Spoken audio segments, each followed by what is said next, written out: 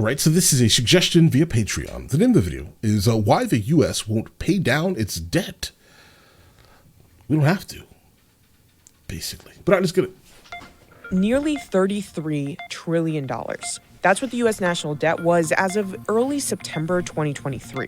At the end of July 2023, when the debt was about $3 billion less, roughly $7 trillion of that was intragovernmental debt holdings, meaning the government owes itself that money. The majority of the debt, about $25.7 trillion, was held by the public. The thing that we refer to as the national debt is really nothing more than an accounting record.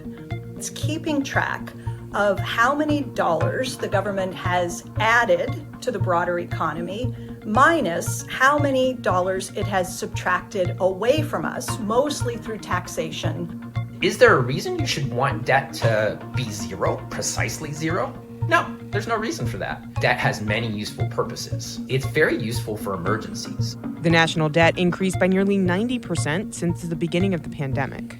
But many economists and politicians warn that the ever-expanding national debt can be harmful to the economy. And unfortunately, we're using it for rainy days and sunny days right now. We have to think about the interest rate on what we pay for our borrowing. We have to think about the growth rate in our economy. If the growth rate is faster than the interest rate, then that makes that debt more sustainable. The U.S. economy certainly has the resources to pay down the debt over time, or at least to stop the increase in debt. But we need political action for that to happen. So why can't the U.S.? It's kind of happening already, though, right? I mean, a couple of days ago, the chief financial strategist of Bank of America released a note, basically to anyone who wants to read it, and he kind of quoted a couple of things, guys. The U.S. dollar is at the highest it's been in 6 months. The Chinese currency is also at the lowest it's been since 2007. But a lot of this is due to what the government is doing currently at this time, right? So within the last 10 weeks, the U.S. government has basically burnt off about $1 trillion globally, guys. This is the reason, then obviously this is the reason why the U.S. dollar is at the highest it's been, because we're burning off the fake money that was created after 2019, guys, right? So the U.S. government basically created like roughly $22 trillion out of nowhere. Basically, let's change a number in a computer. That's what they did, guys. And it was kind of fake to begin with. Okay, so how easy was it to burn off $1 trillion in debt? Guys, you know how long it took us to get to our first $1 trillion? Guys, matter of fact, hold on, guys. By the year 2000, the U.S. government was at 5.7. Well, how about this? Not just U.S. government, but all of us, right? U.S. citizens. We had racked up a bill of $5.7 trillion, okay?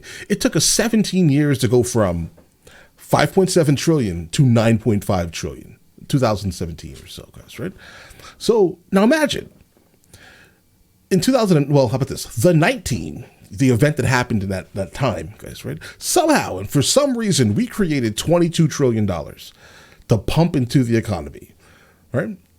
The craziest thing, the most ridiculous thing we could have ever done was that very specific thing, because obviously you lowered the value and also raised the value of everything in the United States. You lowered the value and then also raised it. How does that make sense? I don't know, right? So there's an old saying, like in finance, like the higher the yields, the harder the landings, right? And I think that kind of equates to the situation here, because like you have people that had purchased their house for, let's say, $300,000, and now that house is worth, let's say, $2 million. Okay, in your head, you're like, oh, my house is worth $2 million. Yay! The problem is, guys, okay, there's a big problem here. You should have sold it when it was worth $2 million. Because unfortunately, now that they're burning back the money, guys, they're burning the money, your house is going to drop in value back to where it probably should be. And if we base off of the normal levels of inflation, probably around 310,000, 315 maybe, if you're lucky. Get what I'm saying here, guys? So, the higher the yields, the harder the landings. And that kind of goes back to the mentality that the person is going to most likely experience when they realize that they probably should have sold that house for $2 million, because the only thing that really matters in this time that's coming up right now is liquidity. How liquid is your money? Not your net worth. Your net worth, right? It's not worth anything, bro. You have overinflated numbers in your head right now. You think your house is worth $2 million. It's not. It's worth $310. You should have sold it and turned that money into liquid. Right. But all right. But I get it. You have the golden interest rate of 2% back when they were giving away free money after 2008. I get it. Let's get it. Let's get a handle on its national debt. And does it even have to? No. The majority of the matters U.S. debt us. is held by the public in the form of government securities, such as Treasury bonds, notes, and bills. When the government borrows money, it does that by issuing a bond, which is a piece of paper that either says, I owe you this much money in the future, or I'm going to pay you interest at these particular time horizons and then pay you back the full amount at some other time in the future. Government is giving us the ability to trade in some of the dollars that it has supplied for a different kind of U.S. dollar called a government security. The U.S. dollar represents the reserve currency for the world, so lots of people want to own our treasuries. Treasury debt is considered an extraordinarily safe, secure asset, and somebody who's looking for a safe, secure asset would naturally be attracted to buy U.S. government bonds. Right. So public debt has always been used for emergencies. It's easier to finance by borrowing than to burden the current generation with taxes. We saw debt rise dramatically in the late 2000s after the global financial crisis, and we saw debt rise again during COVID. The debt, in some ways, is but this is the biggest it's ever been, though. Understand, the last 4 years, we spent more money. We've created more money than the United States has ever had, guys. Okay, guys. The year 2000, $5.7 trillion in debt. 2017, $9.5 trillion in debt. 2023, $32.7 trillion in debt. We've created more money than we ever saw. So that means a whole lot of politicians got rich because there are a whole lot of people that are struggling. Plan that we use to smooth out otherwise what would be big shocks to our economy. The problem is that we keep borrowing and borrowing and borrowing day in and day out. So we're not borrowing for emergencies. We're not borrowing only for long-term investments. We're borrowing for Starbucks. For immediate consumption. Right. And any borrower, whether that's a person or a business or a government, if you borrow for immediate consumption with no long-term benefit, you're actually deteriorating your financial or fiscal future over the long run. Right. What's really critical here is what they call debt to GDP ratio. That is your debt to the size of your economy. We're almost at 100% debt to GDP. Mm-hmm. Looking at an economy the size of the... Guys, and if we look at these similar charts across the world, guys, when this happens, this is almost failure of the nation. Just keep that in mind, guys. This is like your nation is about to fall, bro. Okay? That's what that means. It's the end of everything you love. Think about the last time this happened. This was after WW2, guys. All right, we didn't know what we were doing, but obviously this was only going up because of the efforts that we put in to actually win that kerfuffle, guys. Right? That's it. The whole economy went towards one very specific thing. We had to win this, guys. What's the issue here? What happened here, bro? You understand? This is crazy. It shot up. It just was like, bro. And we were actually doing solid before the 19 happened, bro.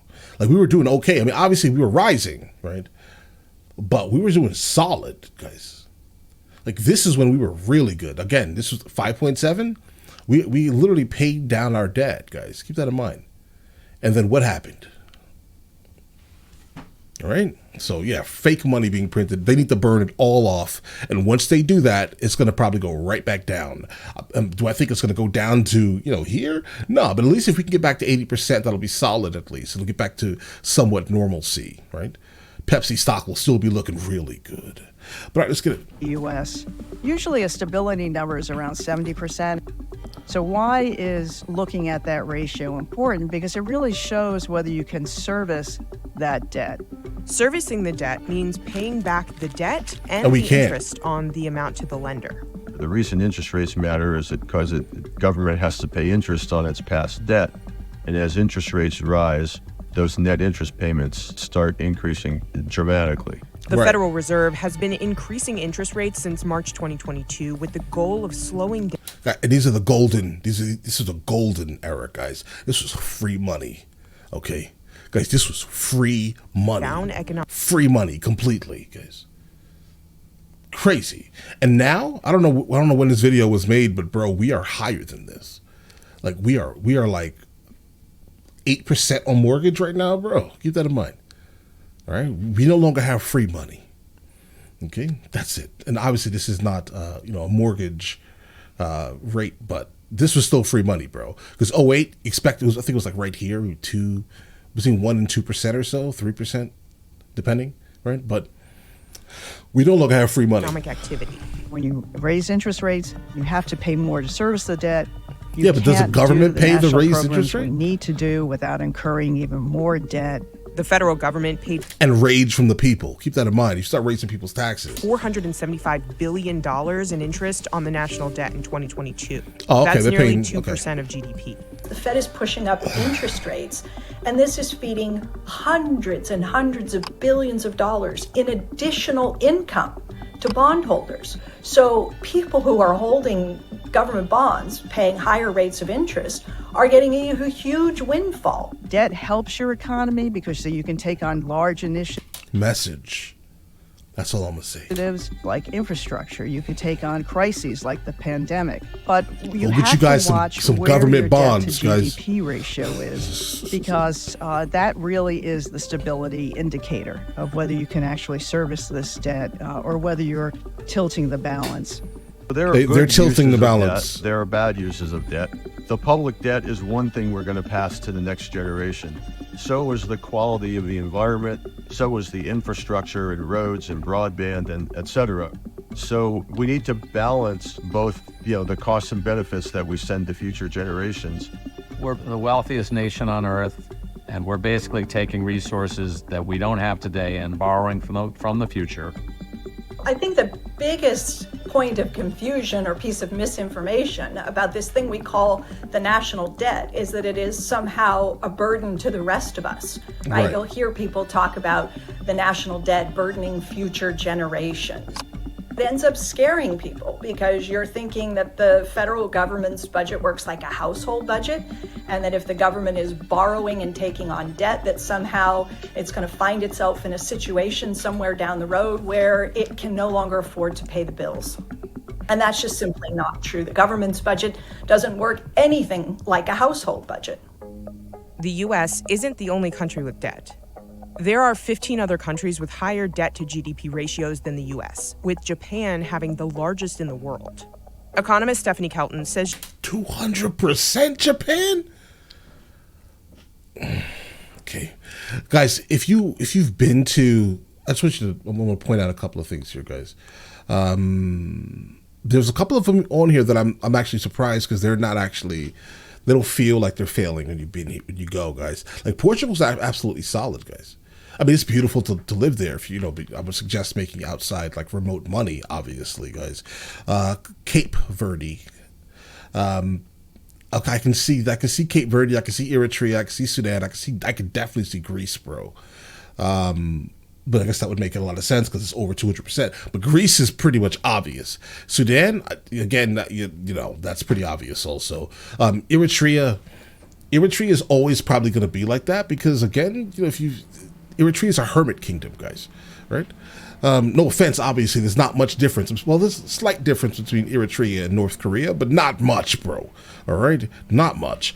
And I'm definitely surprised to see Singapore, guys. Because if I was to move anywhere outside of Spain, I probably would move to Singapore. Like that's like a dream. I do plan on actually being there probably within the next decade.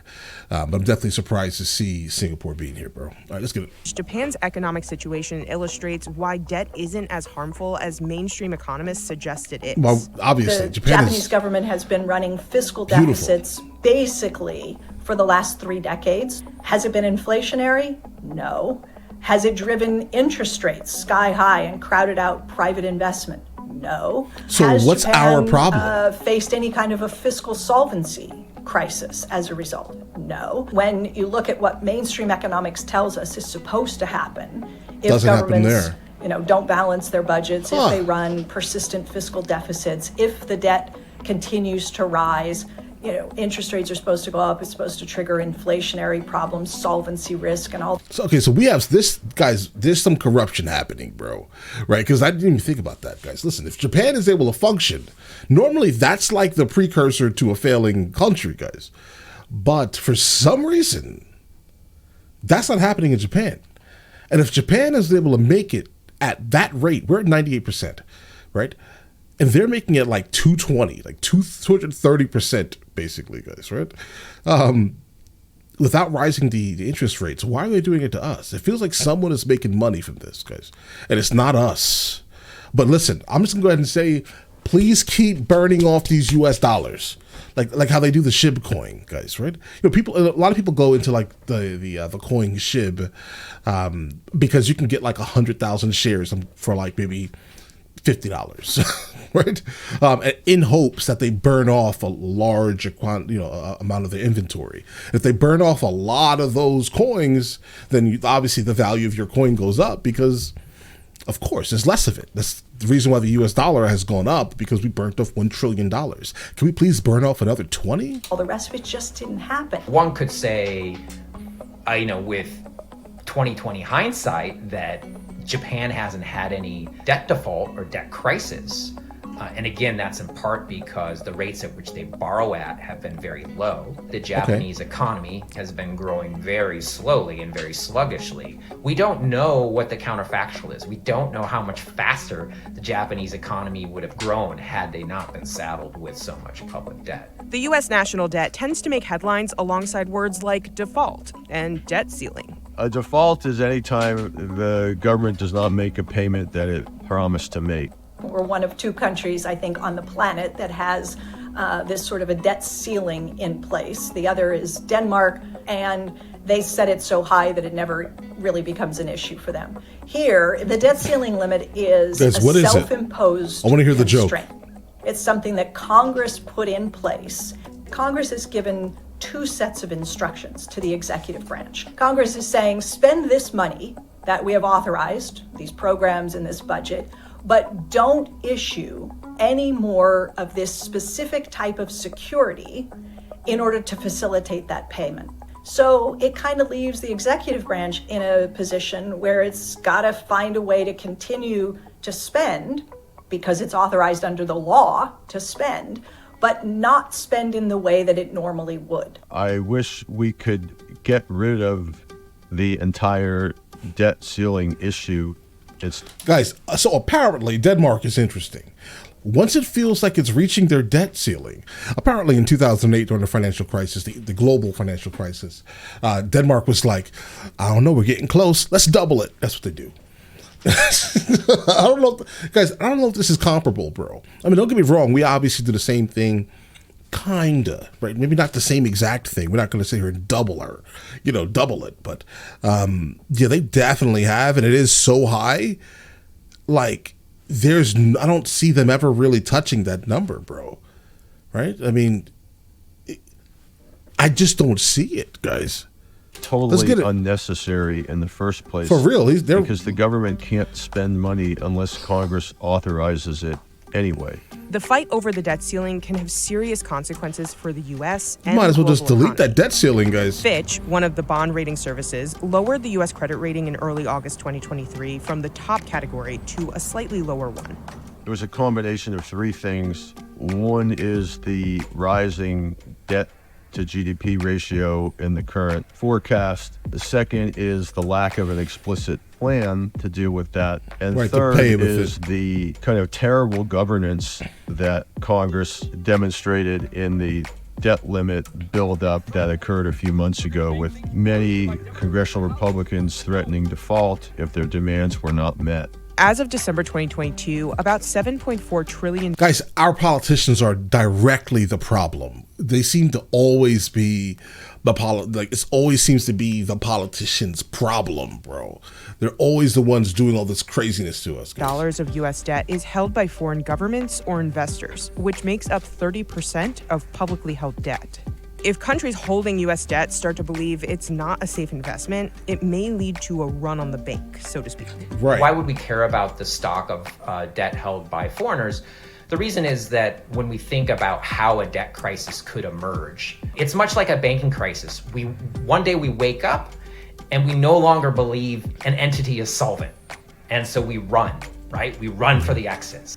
That sort of behavioral response is very similar, just playing out at an international level when we have debt crises. Right. That foreigners run for the exits, where they're seeing there's no agreement in the US over fiscal policy, and the debt to GDP ratio keeps ratcheting up, and interest rates are slowly getting higher, making it harder for the US to pay off that existing debt.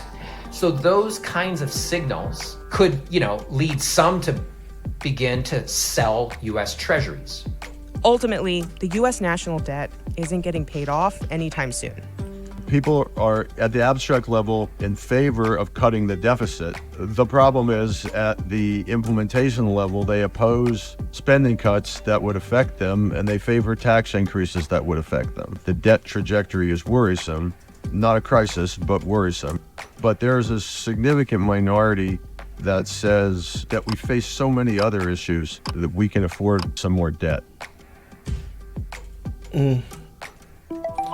Guys, I mean, again, just to answer the question here at the top here, do I think that we should be working on paying off our debt? Not really. I think our bigger issue, to kind of honestly fix everyone's pockets right now, is to continue burning off all of that money that was created in 2019. Burn it off completely. I understand, guys, I own multiple properties in the United States of America, and I can definitely tell you the value of all of these properties have probably doubled or tripled. Two of them have tripled, right? So, and I can tell you right now, I would definitely, for the sake of everything and everyone, I don't care. I wasn't going to sell it anyway, bro. I see the value. I'm like, oh, wow, that's doesn't make any sense. Why is that house right there in that area right there worth that now? It doesn't make any sense. So, I don't mind, that sounds so terrible. How does someone so interested in finance? Okay, wait a second. I don't mind losing the money. Okay, the money was not, listen, I'm completely fine as long as it's gone up a little bit. I'll be fine with like a quick 2-3%, 10% jump in value. I'll be happy. I'm not sure, but why we need to worry so much about, but some people do anyway. But absolutely, some people are going to be hurt a whole lot by this. Okay, but we need to fix the country, guys. Right? Like, for the sake of the country, people are just going to have to, be higher yields, harder landings. To understand, right? The money wasn't real. Just put it in your head. Like, listen, it says my house is worth $900,000 today. Maybe I should sell it, right? Sell it. Here's it. If you want that money, sell it before they burn off this money.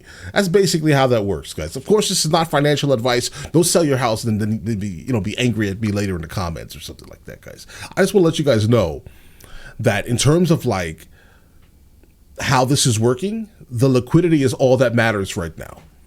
That's it. If you have the money, great. Keep it as they're burning it.